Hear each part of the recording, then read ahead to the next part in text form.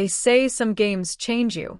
I never believed that until one ordinary Saturday afternoon when Mom smiled at me and said, "Let's play a little dress-up game, Alex."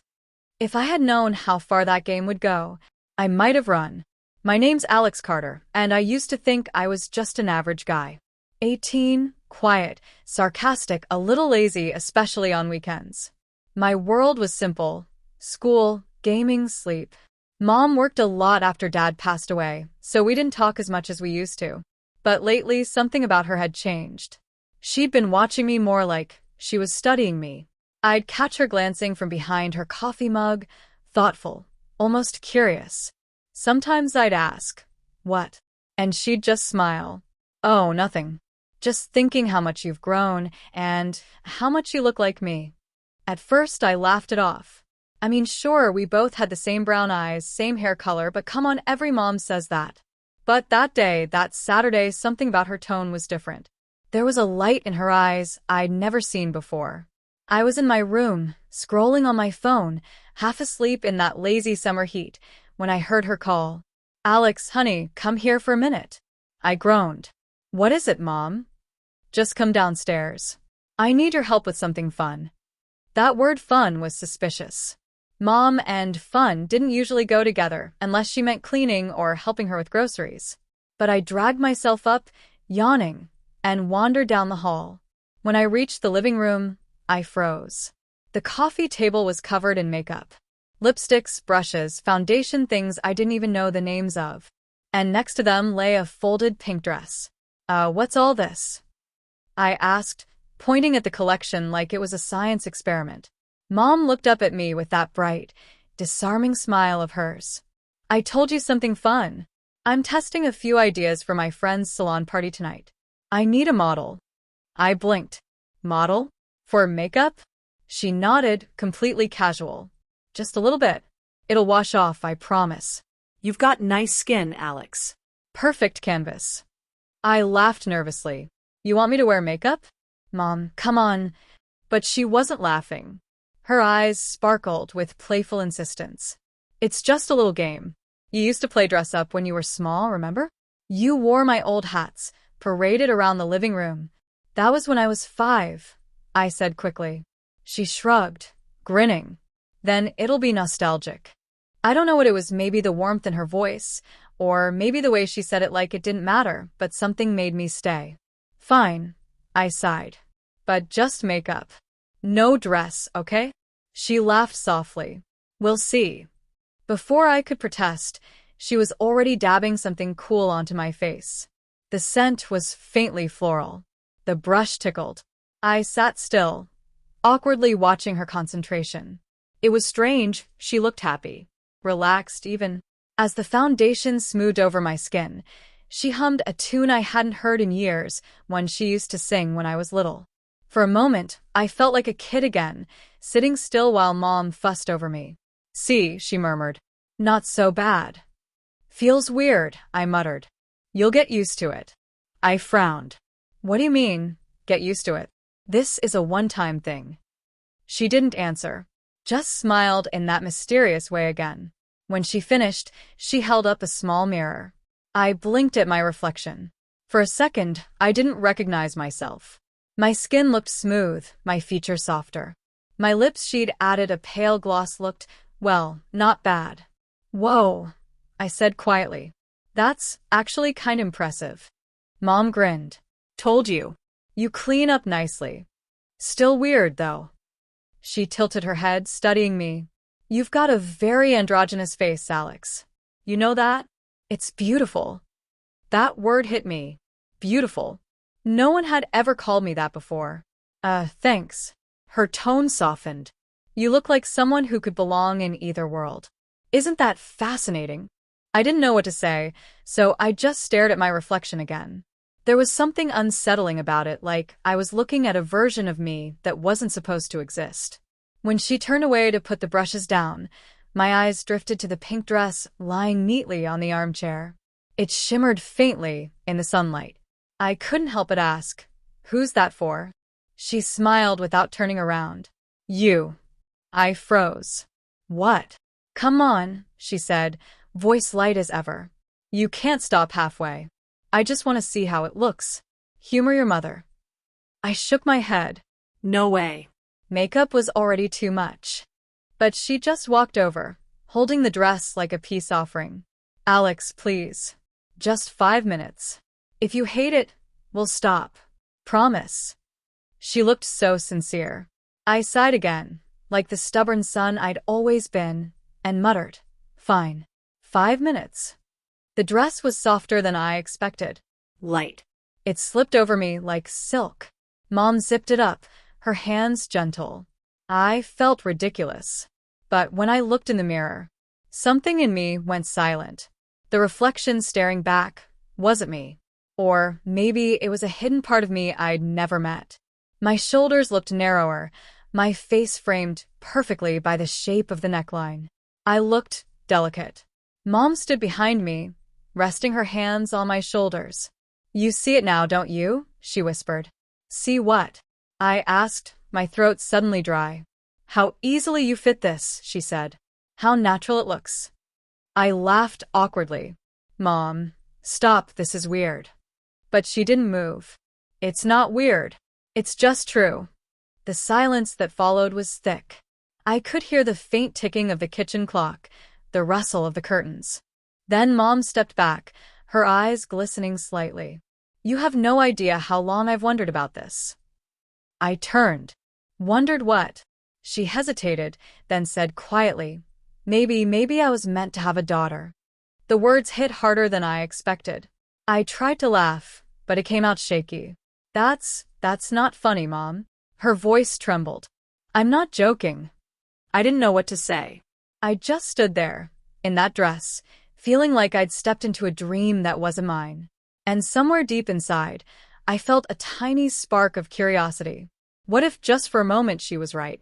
Mom smiled faintly, brushing a strand of hair from my forehead. Alex, she said softly, maybe this wasn't just a game after all. Her words echoed in my head as she reached for something behind the chair, a small box I hadn't noticed before. She opened it slowly, revealing what was inside. My breath caught. Inside the box was a delicate silver necklace. But it wasn't the jewelry that shocked me. It was the tiny name engraved on it, Alexa. And Mom whispered, I had this made a long time ago. I was just waiting for the right time to give it to you. I stared at that silver necklace, my name, or rather, not my name, gleaming softly in the afternoon light. The little letters curved delicately, feminine and smooth. Alexa. My voice cracked. Mom, what is this? She smiled faintly, tracing her thumb over the pendant as if it were something sacred. Just something I kept for a long time, she whispered. I wasn't sure when to show you. Maybe I was waiting for today. Why? I asked, my throat dry. Why does it have that name? She looked at me, really looked, and for a moment, I couldn't tell if she was teasing, emotional, or deadly serious. Because, she said quietly, I always felt that name suited you better than Alex. I laughed nervously, trying to push away the strange flutter in my chest. Okay, Mom, that's weird. You had a name ready in case I suddenly decided to be a girl? Her lips twitched into a soft, mysterious smile. Not suddenly. Some things just take time to surface. Her tone left me uneasy, like she knew something I didn't. After that, things started to shift subtly. Mom didn't push me to wear the dress again, not right away. But she left it hanging by my closet door. Every morning, I'd see it out of the corner of my eye, the fabric swaying slightly whenever I opened the window. I told myself it didn't bother me, but it did. Not because of the dress itself, but because of what it represented. Every time I looked at it, I remembered that reflection, the soft features, the unexpected calm that had washed over me, the strange curiosity that had followed. I tried to shake it off, but it clung to me like a ghost. And Mom, she acted like everything was normal, except for the small changes. She started using that new name jokingly sometimes. Alexa, can you pass me the salt? Then laughing it off. When I frowned, she'd say, relax, it's just our little inside joke. But there was a weight behind her laughter that I couldn't ignore. A few days later, she came into my room while I was doing homework. She had her phone in hand, smiling wide. Hey, Alex, remember when we played that little game the other day? I looked up suspiciously. Yeah. Why? She tapped her screen and turned it toward me. My breath caught. It was me in the pink dress, with the necklace, makeup perfectly done. The photo was taken while I was looking at the mirror, unaware she'd even taken it. I froze. You took a picture? She nodded. I couldn't help it. You looked so. Mom, I snapped. Delete it. Her smile faltered slightly. Honey, it's not bad. You looked beautiful. That's not the point. You can't just. Before I could finish, she pressed her lips together and quietly locked her phone. I'll delete it, she said softly. If that's what you really want. Something about the way she said it made me stop. If that's what I really want. Why did she make it sound like I wasn't sure? That night, we ate in silence. Mom had made pasta, my favorite, but the mood was off. I could feel her watching me again. Finally, she said, You know, Alex, sometimes I wonder if we both need a change. I looked up warily. What do you mean? New energy. New perspectives. Maybe we've both been stuck in old habits too long. I frowned. You mean like a vacation? She smiled. Something like that. But maybe something a bit more personal. I didn't understand, and she didn't explain. 2 days later, I woke up to find a note taped to my mirror. Morning, sweetheart. I'm running errands. There's a little surprise for you in the guest room closet.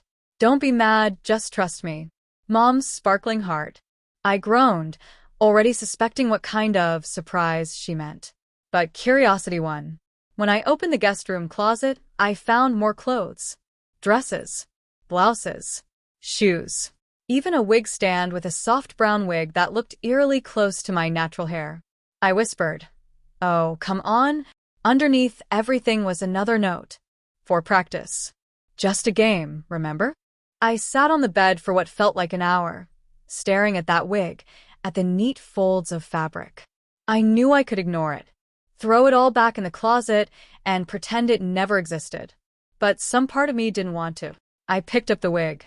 The strands were smooth between my fingers. The more I looked, the more I wondered what harm could there really be. Maybe if I tried it once more just to prove I wasn't affected by all this, I could end it on my terms. So I did. Slowly. Carefully. Each step was strangely calming, pulling on the soft blouse, slipping into the skirt, brushing out the wig. By the time I looked at myself in the mirror again, it wasn't just a game anymore. I couldn't look away.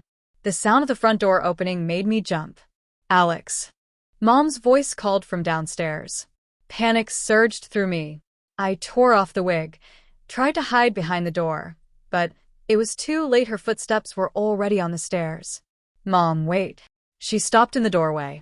Her eyes widened for just a second and then softened. I expected her to laugh, to tease, to ask what I was doing. But instead, she smiled gently, almost proudly. I knew you'd look again, she said quietly. I swallowed. Mom, this isn't. She shook her head, stepping closer. It's okay, Alexa. That name again. Stop calling me that, I said weakly. But she didn't. You don't have to hide anymore. Something inside me snapped. Mom, what's going on with you lately? I demanded. You've been acting strange. All these clothes, this name, what are you trying to do? She looked calm, but there was emotion behind her eyes. I'm not trying to do anything. I'm helping you see what's already there. That doesn't make sense. She stepped closer, her tone almost trembling. It does if you let it. I backed away, shaking my head. This is insane. You're turning me into someone I'm not. She looked at me quietly for a moment, then said something I wasn't ready for. Maybe I'm just helping you meet the person you've always been. The room went silent. That night, I couldn't sleep. Her words looped in my head like a broken record. Helping me meet the person I've always been. I didn't feel like that person. Or did I? When I thought of my reflection in the dress, the softness of the wig, the comfort of the clothes, it wasn't disgust I felt. It was something else. Something confusing, gentle, and terrifyingly peaceful. I sat up at 2 a.m., staring into the dark. Was Mom right? Or was she slowly pulling me into something I'd never escape? The next morning, I found a small package on my desk. No note this time. Inside was a folded piece of paper and a document stamped with a seal. When I opened it, my blood ran cold. It was an application form, but not just any form. It was titled, Enrollment Approval St. Victoria's Finishing Academy for Young Women. And below the line for student name, I saw my handwriting. Except, I didn't remember writing it. It read, Alexa Carter. The paper in my hands trembled. St. Victoria's Finishing Academy for Young Women. Those words didn't belong in my world. Mom, I called, my voice cracking. What is this supposed to be? She appeared in the doorway, calm as ever, wiping her hands on a kitchen towel. Oh, you found it, she said. I was going to show you later. I stared at her. Explain. Now. Her expression softened. It's a wonderful school. Teaches etiquette, confidence, presentation, everything a young lady should know. I barked out a laugh that wasn't really funny. A young lady, Mom? Are you hearing yourself? She didn't flinch. Alexa, you've been so unsure lately. I just thought. Stop calling me that, I shouted. The word echoed through the hall, sharp and fragile at once. She sighed, folding her arms. You can tear up the paper if you want. But before you do, ask yourself why you wrote that name. I didn't write it. Her eyes held mine steadily. Then who did? For a second, the silence between us felt alive, like the house itself was holding its breath. That day I tore the paper in half, stuffed it in my drawer, and told myself it was over. But over the next few days, things felt wrong. My phone background changed an old selfie, except somehow it had been filtered, smoothed, almost feminized. My school notebook had Alexa scribbled on the inside cover in my handwriting. And once, when I tried to log into my gaming account, the profile name had been changed too. Part of me thought Mom was behind it, but another part, the part that woke in the middle of the night remembering the way I'd looked in that dress, wasn't so sure. By Thursday, I decided to confront her again. But before I could, the doorbell rang. Mom called, Alexa. Could you get that? I froze. You did not just. Please, she said sweetly. It's important. I opened the door. A woman in a navy suit stood there, smiling politely. She looked like the kind of person who belonged to serious institutions, sharp haircut, clipboard in hand. Good morning, she said. I'm Ms. Hartwell from St. Victoria's. I'm here to confirm the orientation details. My jaw dropped. Orientation? For who? She glanced at her clipboard. Alexa Carter. Is that you? I stammered. No, I'm Alex. Mom appeared beside me, placing a gentle hand on my shoulder. Yes, that's her. Please come in. I turned to her in disbelief. Mom, but she just smiled, calm and collected. Let's talk about your future, sweetheart. Ms. Hartwell stepped inside, setting her clipboard on the table. I see you've already completed the pre-interview assessment, she said pleasantly. My stomach twisted. What pre-interview? She slid a printed sheet across the table. There at the bottom was a neat signature in my handwriting. And next to it, the date. Tomorrow. I barely slept that night. Every time I closed my eyes, that paper reappeared behind my eyelids, the school crest, the signature that wasn't mine, the date that said tomorrow. Morning came too quickly. The air in the house felt heavy, like it was waiting for something. Mom was already dressed, hair perfectly styled, a calm smile on her face like this was just another day. You're up early, she said softly, setting a cup of tea in front of me. I'm not going, I muttered, staring at the cup. She didn't argue. Drink your tea before it gets cold. I pushed it away. You forged my name, didn't you? For the first time, her smile faltered. I helped you take a step you were too afraid to take yourself. I laughed bitterly. You mean a step off a cliff? She reached out, brushing a stray strand of hair from my face like she used to when I was little. Alex, you keep fighting every little part of who you are. Maybe it's time to stop fighting. Before I could answer, there was a knock at the door. My heart sank. She didn't even look at me as she said, That'll be Ms. Hartwell. Don't be rude, dear. The woman stepped in with that same polite smile. "Good morning, Alexa. I hope you're ready. The car's waiting outside." I took a step back. "Wait, what car?" I didn't agree to anything. "Oh, but you did," she said gently, holding up her clipboard. "The paperwork was finalized last night. Your mother even arranged the scholarship." I turned to Mom, my voice shaking. "You did what?" She held my gaze, calm but unrelenting. "You'll thank me one day." The next few minutes felt like a blur. Ms. Hartwell spoke in soft tones about the Academy's reputation, the opportunities, the transformative experience. Each word felt like a lock clicking shut. Before I knew it, I was standing outside by the car. It wasn't a school van, it was a sleek black sedan, tinted windows, engine purring softly like it knew secrets. I looked back at the house, half expecting Mom to stop me. She didn't. She just stood at the door, waving gently, like a mother seeing her daughter off for her first day. My hands trembled as I got in. The door closed with a quiet, final sound. Inside, the air smelled faintly of lavender. There was another girl sitting across from me, wearing a pale blue uniform dress, the St. Victoria's crest stitched perfectly over her heart. She smiled. "You must be the new one. Alexa, right?" I froze. "It's Alex." She tilted her head, amused. "Sure it is. That's what they all say at first." The car started moving. My pulse quickened as the streets blurred past. I wanted to jump out, to tell the driver to stop, but something about the way the girl looked at me like she already knew how this story would end made me hesitate. "Do you like rules?" she asked suddenly. What? "Rules. At St. Victoria's, they're everything. Break one, and you'll wish you hadn't." I swallowed hard. "You're joking." She smiled wider, her lipstick too perfect, her eyes too calm. "You'll see."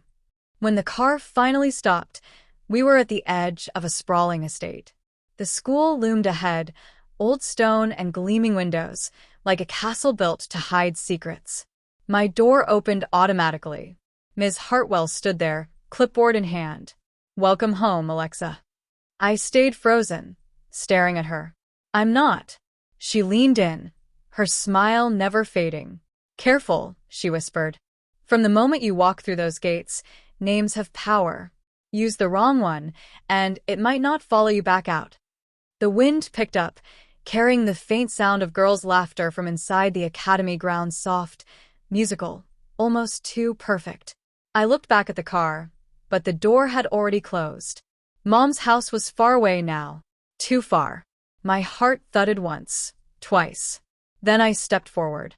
As soon as I crossed the gate, I heard the iron bars creak shut behind me, and the sound that followed wasn't the wind.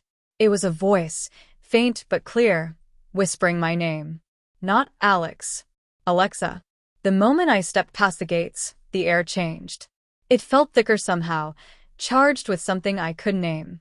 The academy looked peaceful from a distance, ivy-covered walls, wide lawns, sunlight streaming through tall windows, but standing here, I could sense it wasn't peace I was walking into. It was control, disguised as beauty. The girl from the car walked ahead of me, twirling a strand of her blonde hair. "You'll get used to it," she said lightly. "Used to what?" I asked. She smiled without looking back. "Everything." Ms. Hartwell's heels clicked behind us as we crossed the courtyard. Groups of girls moved in neat lines, their uniforms immaculate, their expressions calm but empty, like they were acting a part too well. I caught one of them glancing at me just for a moment, and in her eyes there was something that looked like warning. Then she looked away. Inside the main hall, I felt even smaller. It smelled faintly of perfume and polish, the walls lined with portraits of women who all looked eerily similar, perfect posture, perfect smiles, the same blue ribbon pinned to their hair. "Welcome to St. Victoria's Academy for Grace and Refinement," Ms. Hartwell said with a small bow of her head. "You are here to become the best version of yourself, Alexa." "It's Alex," I muttered again. She didn't even blink. "Not here." I opened my mouth to protest, but another woman appeared from a side door, a tall, elegant lady in a pale gray suit. Her hair was silver, her eyes sharp, assessing. She didn't walk, she glided. "This must be our new student," she said. Her voice was smooth as glass. "I'm Headmistress Vale." "Headmistress," Ms. Hartwell said respectfully. "This is Alexa Summers. She's been personally recommended." Headmistress Vale's gaze lingered on me. "Recommended, yes. And reluctant, I assume." I didn't answer. She smiled faintly. Good. The reluctant ones learn the most. Then she turned, motioning for me to follow. "Come, Alexa. Let's find your room." We walked through long corridors, past classrooms filled with girls practicing posture, elocution, even curtsies. Every step I took made me feel less like a person and more like a project. Headmistress Vale stopped in front of a polished wooden door. "Room 12A, she said. "You'll share it with Lila. I believe you've already met her." The blonde girl grinned from behind me. "Told you we'd be roommates." The door opened with a soft click. Inside, everything was symmetrical: 2 beds, 2 desks, 2 wardrobes, and a large mirror between them that seemed to watch us. Headmistress Vale's voice softened. "Uniforms are in the wardrobe. Your schedule begins tomorrow morning at 6. Breakfast is at 7 sharp. Curfew is at 9. No exceptions." She paused by the mirror, meeting my reflection's eyes instead of mine. "And one more thing. The Academy believes in transformation through immersion. You will wear what you're given, address others as instructed, and speak only when spoken to until you earn the right to do otherwise." I felt heat rise to my face. This is insane. I'm not staying here. Her reflection smiled, though she hadn't turned. "You may leave any time, dear. The gates are always open to those who've earned the key." Then she walked out, the door closing with a soft but final sound. Lila sat on her bed, legs crossed. "Don't fight it too much," she said. "It's easier that way." I turned on her. "You don't even know me." "Oh, I do," she said calmly.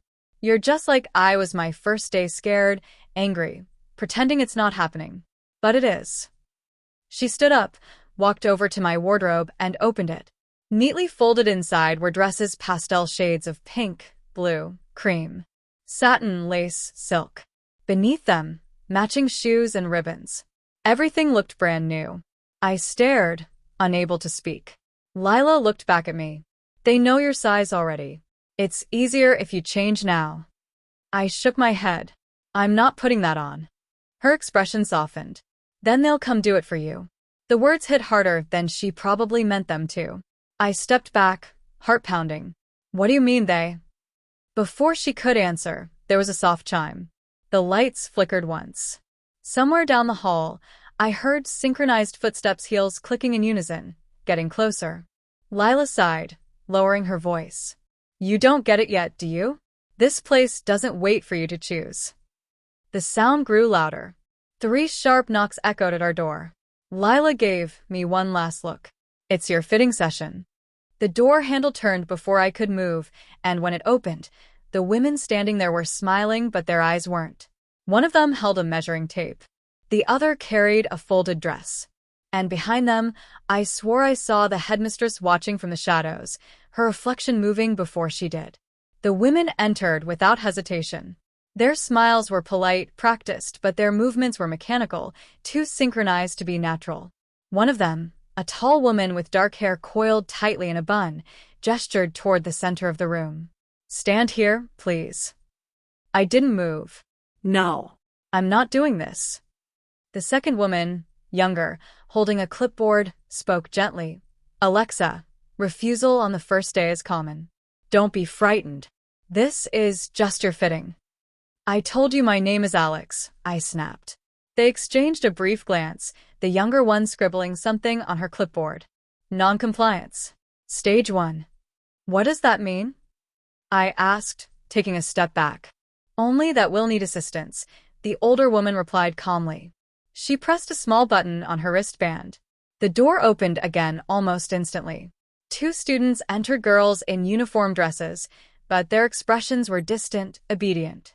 They positioned themselves beside me, one on each side, and waited. My pulse spiked. "What are you doing?" Lila stood quietly by her bed, eyes down. "Don't make it worse," she whispered.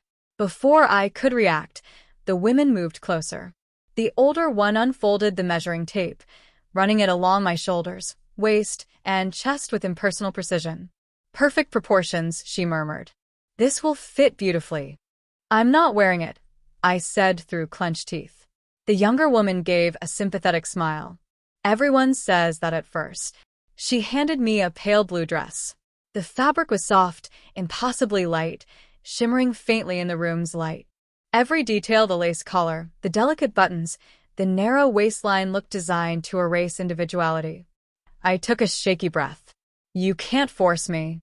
The older woman didn't argue. She simply nodded to the two silent girls. They stepped forward. I backed up until I hit the wall. "Don't touch me." No one raised their voice. No one looked angry. That somehow made it worse. The calmness of it all, the quiet inevitability, felt like being slowly erased. Then Lila spoke softly from behind them. "Let her try it herself. Please." The older woman hesitated, lowering her hand. "If she complies voluntarily, it will go easier." They waited. The silence pressed down on me until it felt hard to breathe. My reflection in the mirror stared back, hair messy, face pale, eyes wide with fear. In that moment, I thought of Mom.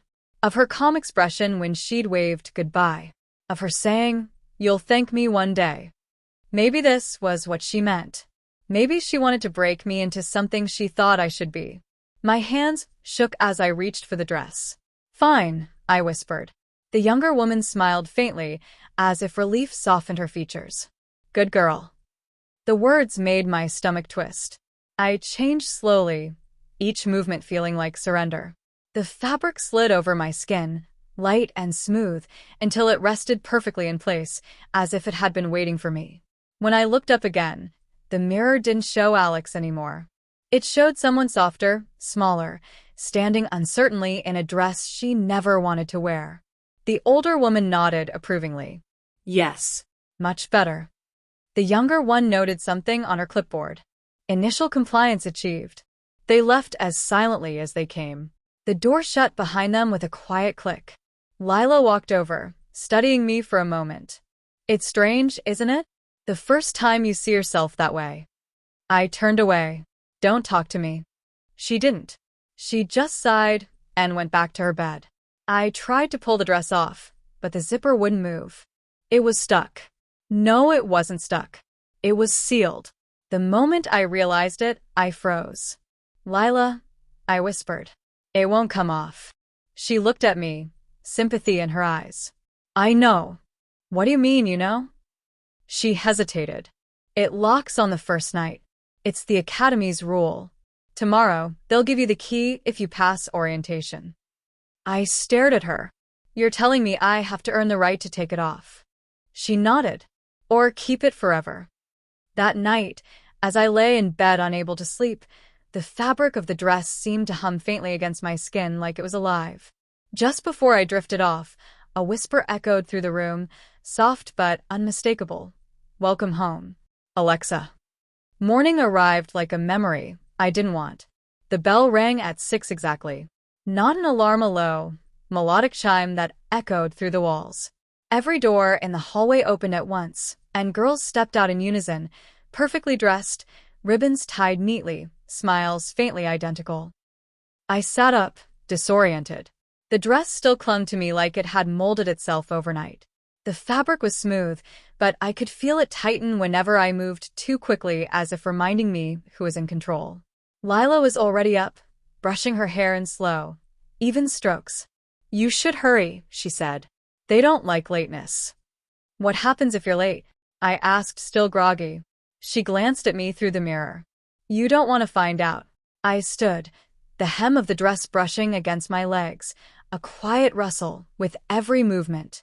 There were shoes waiting at the foot of my bed, polished white flats, delicate bows on top. I put them on because it was easier than arguing with reality. The hall outside was bright, almost too bright. Every girl walked the same way, chin slightly raised, hands folded neatly in front of them. The silence between their steps felt rehearsed. A tall woman stood at the end of the corridor, clipboard in hand. "Good morning, students. Orientation begins in the atrium." Please line up. Lila fell into step beside me. Remember, she whispered, smile when they talk to you. Always. We entered the atrium, a vast, open space with marble floors and towering windows. At the center stood Headmistress Vale. She looked different in daylight, sharper, her presence colder, like sunlight didn't dare touch her. Welcome, new students, she said. Today marks the beginning of your refinement. Here, we do not erase who you are. We reveal who you were always meant to be. A ripple of quiet agreement moved through the crowd. I stayed still. Headmistress Vale's eyes scanned the group until they landed on me. Alexa Summers, she said. Step forward. Every head turned. My stomach dropped. I took a hesitant step forward. It's Alex, I said under my breath. Her smile didn't fade. Of course, she replied softly. That name doesn't exist here. Laughter, polite but unsettling, echoed around me. You will each attend your assigned sessions, she continued. Grace, speech, presentation, and composure. Each day, you will learn to express the beauty that discipline creates. Then her gaze sharpened. Disobedience will not be punished. It will be corrected. The word hung in the air like a shadow. After the ceremony, Lila guided me to our first session, Grace and Poise. The room was lined with mirrors, each student balancing books on their heads while walking along a marked line. The instructor, a woman in black gloves, observed silently, tapping a silver ruler against her palm. When my turn came, I tried to balance the book, but it slid off almost immediately. Again, she said calmly. I tried. Failed. Tried again. Your shoulders resist, she observed. You must let go of tension. The body cannot learn while it fights. Her tone was polite, but each word felt like a quiet scolding. I wanted to scream that I wasn't supposed to be here, that I didn't want this, but every time I looked at the mirror-lined walls, I saw that version of me staring back, dressed, composed, silent. At lunch, we sat in a dining hall that was too quiet for how full it was. No laughter, no chatter. Just the clinking of utensils. Lila leaned closer. Keep your head down. They're always watching. Who? I whispered. She nodded slightly toward a camera tucked discreetly in the corner. Everyone. I felt my appetite disappear. Later that evening, after classes ended, I found a narrow staircase near the library that seemed to lead somewhere off-limits. Something about it felt wrong. Hidden. When I reached the top, I discovered a door slightly ajar. Inside was a small office, files, photographs, and a row of uniforms that didn't look like ours. They were white, ceremonial, with golden trim. On the desk, a folder lay open. My name was on it. I stepped closer, heart pounding. The top page listed details I'd never told anyone: my height, weight, even notes about my resistance level. Then a voice behind me said, "You shouldn't be here, Alexa." I froze. Headmistress Vale stood in the doorway, her expression unreadable. "How do you know everything about me?" I managed to ask. She smiled faintly. "Because your mother told us who you could become." I felt the world tilt. My mother? Yes, she said softly. She was one of our finest graduates. My breath caught as I looked at her, the realization sinking in like a weight. Behind her on the wall hung an old photograph, the graduating class of St. Victoria's. And there, in the center, smiling in a pale blue dress identical to mine, was my mother. The room seemed to close in on me. I couldn't move, couldn't even breathe properly. My eyes stayed fixed on the photograph, rows of girls smiling with perfect posture, hands folded neatly in front of them, ribbons gleaming under the black and white light. And in the center, unmistakably, was my mother. Same face. Same faint smile. Same eyes that used to watch me with quiet determination. Only here, she looked different. Softer. Distant. Headmistress Vale walked past me slowly, her heels whispering against the floor. That was taken 25 years ago. One of the most accomplished classes this academy ever produced. She paused beside the photo. Your mother was our top student. I swallowed hard. She never told me. Of course not. Vale's voice was calm, almost kind. We ask our graduates for discretion. The world outside doesn't always understand transformation. I turned to her, anger rising through the confusion. Transformation? You mean rewriting who people are? She looked at me thoughtfully. Do you truly believe the person you were before was complete? I was fine before, I said, louder than I meant to. Were you? She asked quietly. The anger, the fear, the constant need to prove yourself, your mother worried it would destroy you. My voice shook. So, she sent me here to fix me? To free you, Vale corrected. To let you discover what she discovered. I took a step back. You mean what you made her become? Her expression didn't change. The academy doesn't force anyone. We simply reveal what's been hidden. I stared at the photograph again, the edges of it beginning to blur. My mother's face seemed almost to shift, her smile deepening, her eyes following mine. I blinked, and it looked normal again. Headmistress Vale closed the folder with my name on it and set it aside. Return to your room, Alexa. Tonight will be difficult enough without exhaustion. What happens tonight? I asked. She smiled faintly. Reflection. When I stepped into the hallway, my legs felt like they might give out. The corridors were silent, the light dimmer now.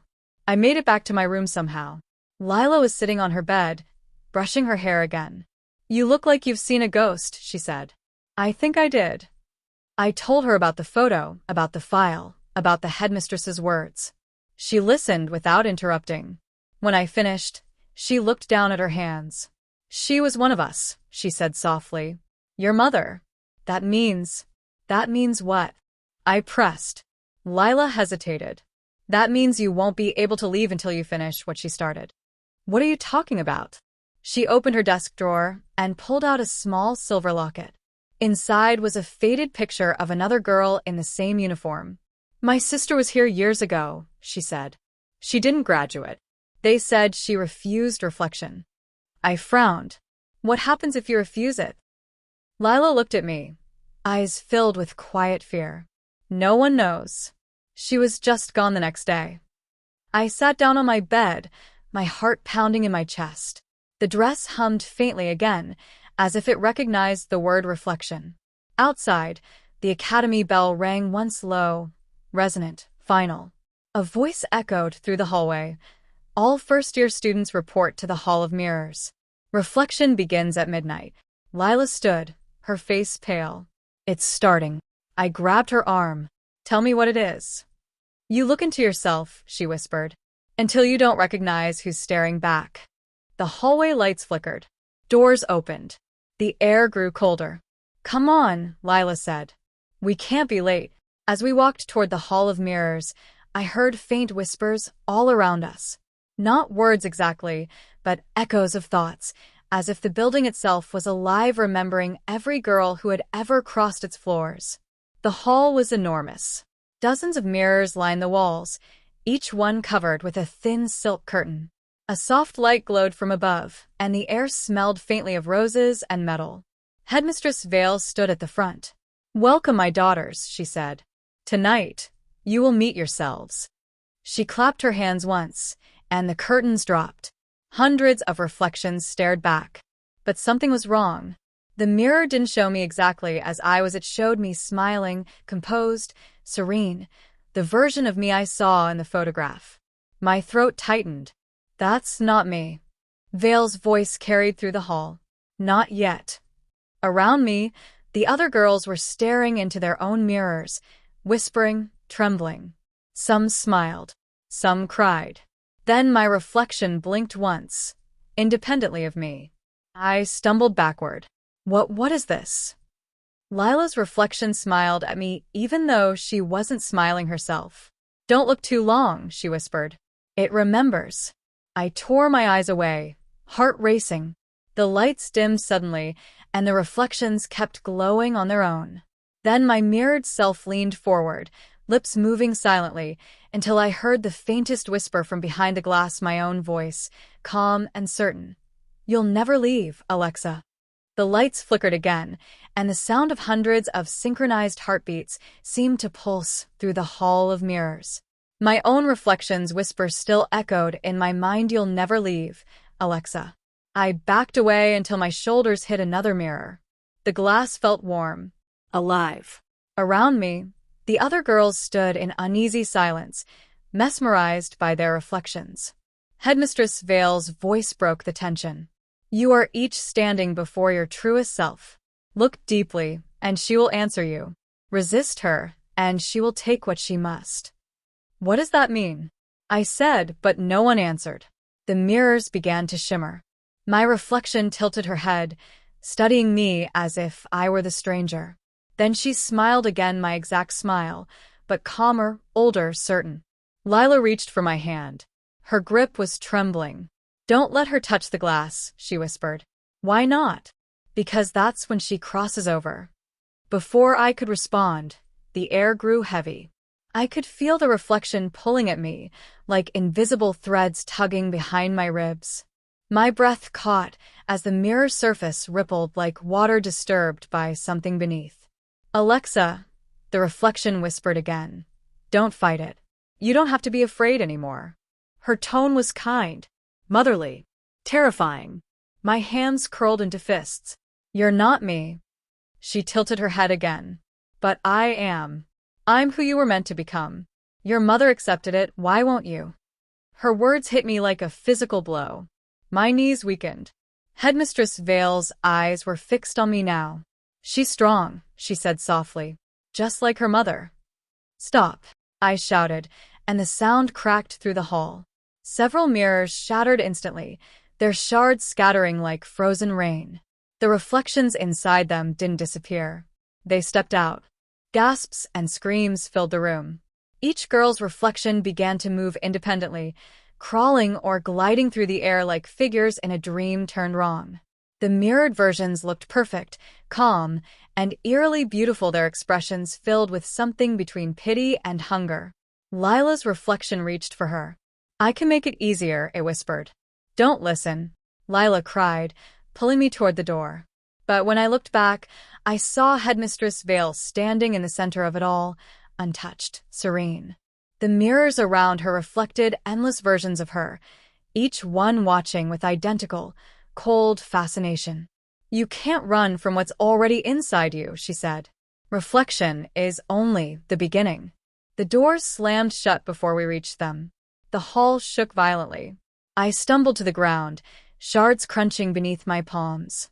The mirror's glow turned crimson, like veins of light pulsing through the walls. "Lila," I shouted. She was only a few feet away, but her reflection had her wrist, dragging her toward the glass. I lunged, grabbing Lila's other arm, pulling as hard as I could. Her reflection smiled at me, my reflection smile, and whispered something I couldn't hear.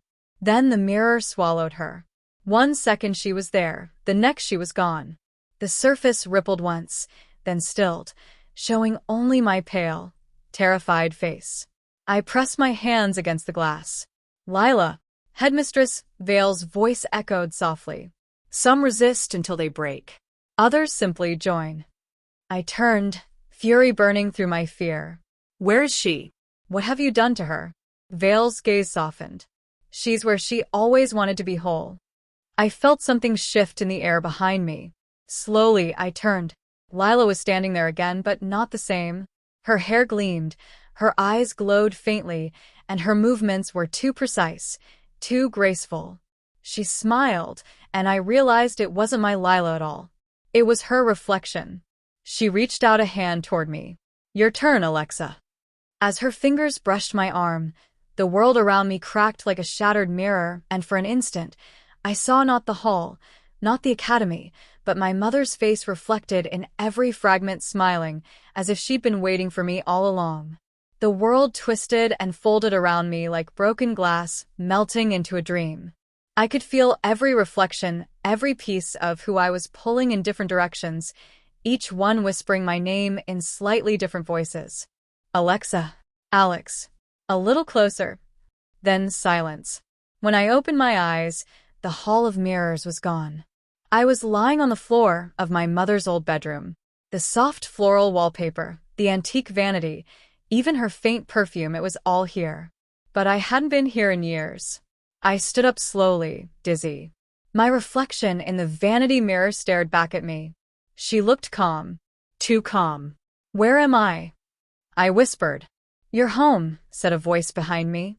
I turned and froze. My mother was standing in the doorway, wearing the same pale pink cardigan she'd worn the day she left. Her eyes glistened with something between joy and regret. "Mom?" My voice cracked. You're not real. You can't be." She smiled softly. "Oh, sweetheart, I've always been real. You are the one living in a lie." I backed away. "No, this isn't happening. I was at the academy, Lila." Mom stepped closer, her heels tapping gently on the floor. "The academy is just a place for lost reflections. You broke the mirror, and now the truth is catching up." I felt the air hum again, that same energy from the hall. The vanity mirror flickered, and suddenly, my reflection smiled before I did. Mom brushed a lock of hair from my face. "Do you remember the game we used to play? Dress up? You always said you were only pretending." But I saw how you glowed, Alex. "You didn't just wear the dress, you became her." "I was a kid," I said, trembling. "It was just fun." Her expression softened, but there was sadness behind her smile. "It was never just fun. It was who you were, before the world told you otherwise." I shook my head. "Stop. You're not her." She tilted her head, and the light in the room shifted. Her face seemed to shimmer not like an illusion, but like two realities fighting for control. "If I'm not her, then why do you still hear my voice every time you look in the mirror?" The vanity lights flared. The reflection of Mom stepped forward literally out of the mirror. She looked identical, but her eyes glowed faintly, the same as Lila's had. My heartbeat thundered in my ears. "What are you?" "Truth," she said simply. "And truth doesn't fade when you close your eyes." I ran toward the door, but it wasn't there anymore. Only wallpaper, endless and floral, stretching out like a maze. Mom's voice followed me, calm and steady. "Stop running. You can't escape what you've already become." I pressed my hands to my face, shaking.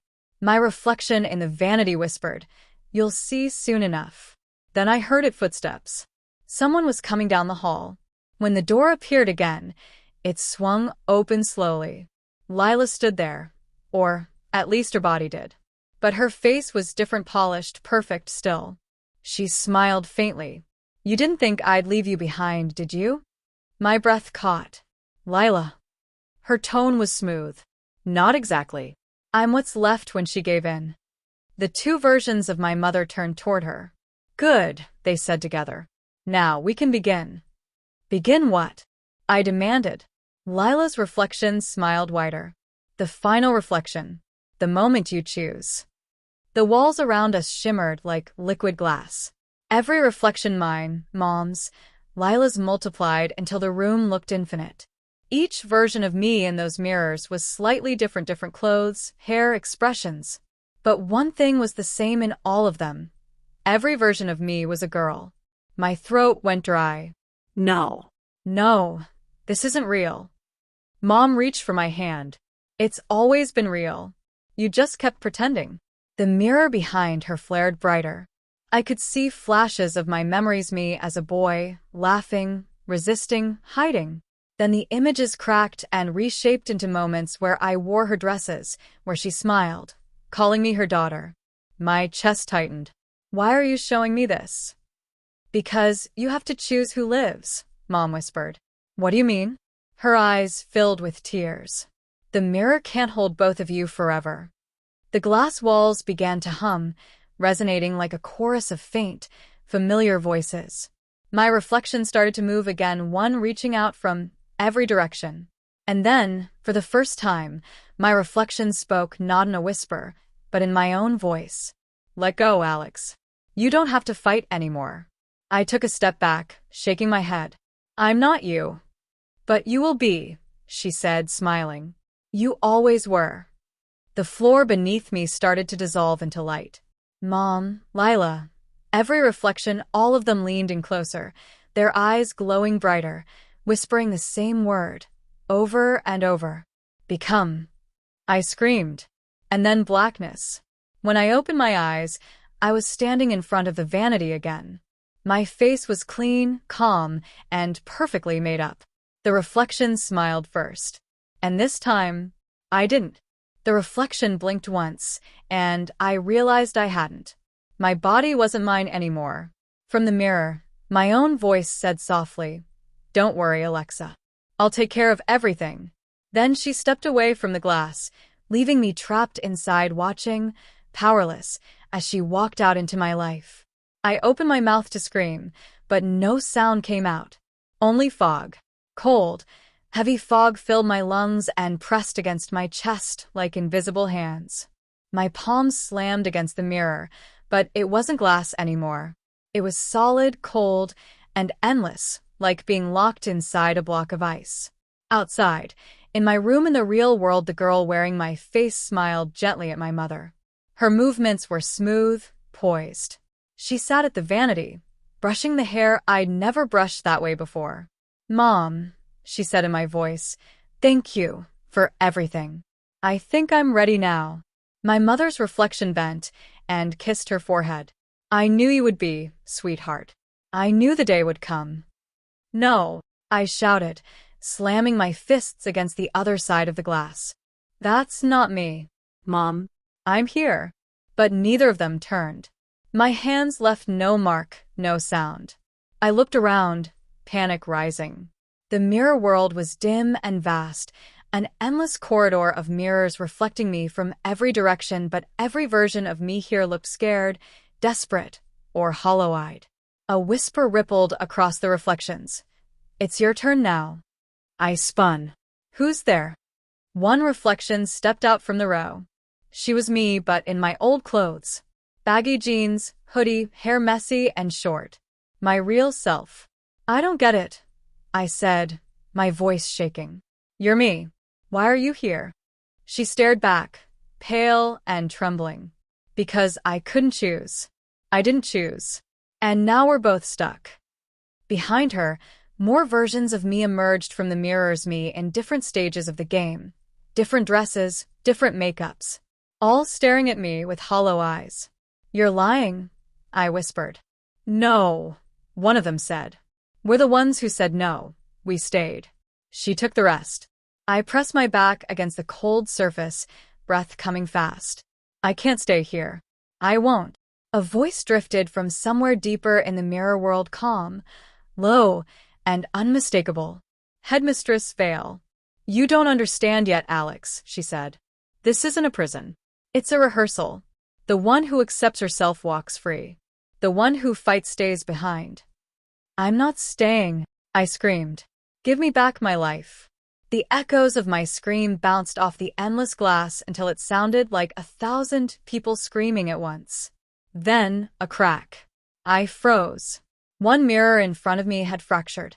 A jagged line ran through the center, pulsing faintly with light. My hoodie-clad self stepped toward it. "That's the way out," she whispered. "How do you know?" She looked at me, eyes wide. "Because I've been here longer than you. But I'm too weak to break through." The crack pulsed again, like a heartbeat. My mother's voice floated through from the other side. "Alexa, darling, it's time to go." The girl in my body stood, brushing off her dress. "Yes, Mom," she said. "I'm ready." My fists curled. "No, you're not," I whispered. "I am." I turned back to the hoodie version of me. "Help me break it." She shook her head. "It's your choice. Only you can do it." I stepped up to the fractured mirror. It pulsed brighter as I got closer.